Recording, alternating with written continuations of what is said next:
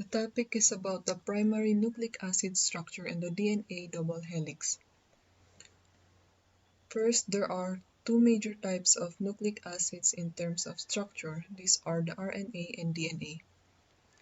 In ribonucleic acid, each monomer contains ribose, or phosphate group, and a nitrogen-containing heterocyclic bases, which are the adenine, uracil, guanine, and cytosine. In deoxyribonucleic acid, each monomer contains deoxyribose, a phosphate group, and a nitrogen-containing heterocyclic bases, which are the adenine, cytosine, guanine, and thymine. This is the general structure of a nucleic acid in terms of nucleotide subunits. The backbone structure of the nucleic acid, the DNA and RNA. The backbone structure of the nucleic acid is always an alternating of sugar and phosphate. The DNA consists of an alternating phosphate and deoxyribose as the sugar unit, and the RNA consists of an alternating phosphate and ribose as the sugar unit. The variable portion of nucleic acid structure is the sequence of bases attached to the units of the backbone, wherein there are only 4 types of bases found in only nucleic acid structure, and these base side chains helps distinguish the DNAs and RNAs. The primary nucleic acid structure.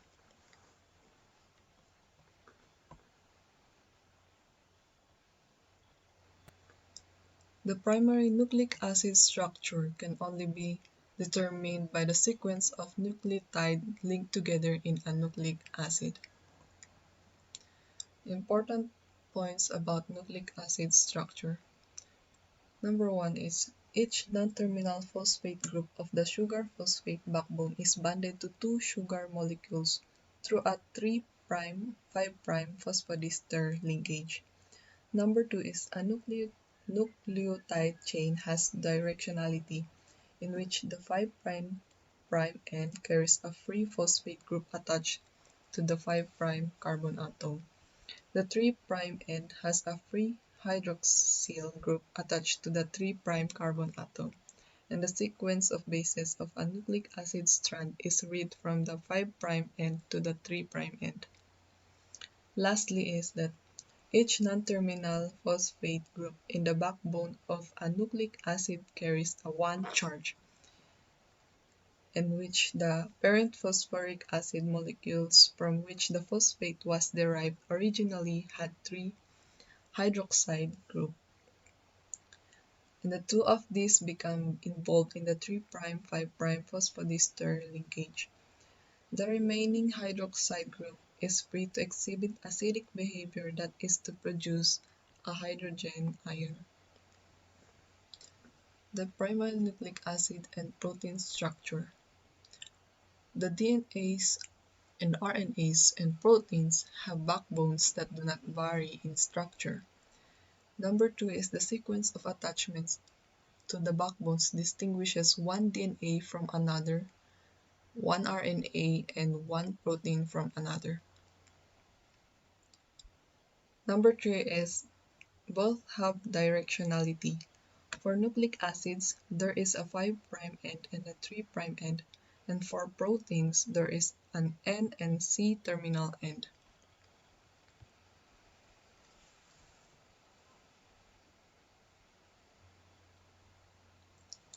The DNA double helix. The bases A, T, G, and C are the key to determination of the general three-dimensional structure of DNA molecules. A and T are base pairs as well as C and G, and each base pair's amounts has always equal. The DNA double helix involves 2 polynucleotides strands coiled around each other like a spiral staircase. The sugar phosphate backbones of the 2 polynucleotide strands can be thought of as being the outside banisters of the spiral staircase, The bases, which is the side chains of each backbone, extend inward toward the bases of the other strand. The two strands are connected by hydrogen bonds between their bases. Additionally, the two strands of the double helix are antiparallel, that is, they run in opposite directions. One strands run in the 5' to 3' direction and the other is oriented in the 3' to 5' directions.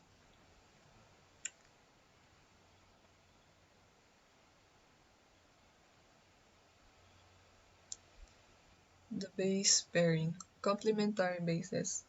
These are the pairs of bases that form hydrogen bond to each other. For example, the pairing of A with T and of G with C. The complementary DNA strands. It is also the strands of DNA in a double helix with base pairing such that each base is located opposite its complementary base, in which the two strands of DNA in a double helix are not identical as long as the two base pairs are complementary. The bases in sequential order by using their one-letter abbreviations. It starts with 5' and ends with 3'. Base stacking interactions. It is important in their stabilization effects as it is the hydrogen bonding associated with base pairing. For examples, the purine and pyrimidine bases are hydrophobic in nature, so their stacking interactions are those associated with hydrophobic molecules. Hydrophobic molecules, the one involve nonpolar trails of membrane lipids, contribute to the structural stability of cell membranes, and the one involved nonpolar R groups of amino acids contribute to the protein tertiary structure stability. The use of the term DNA molecules. The term DNA molecule is actually a misnomer. It is a misnomer for two reasons.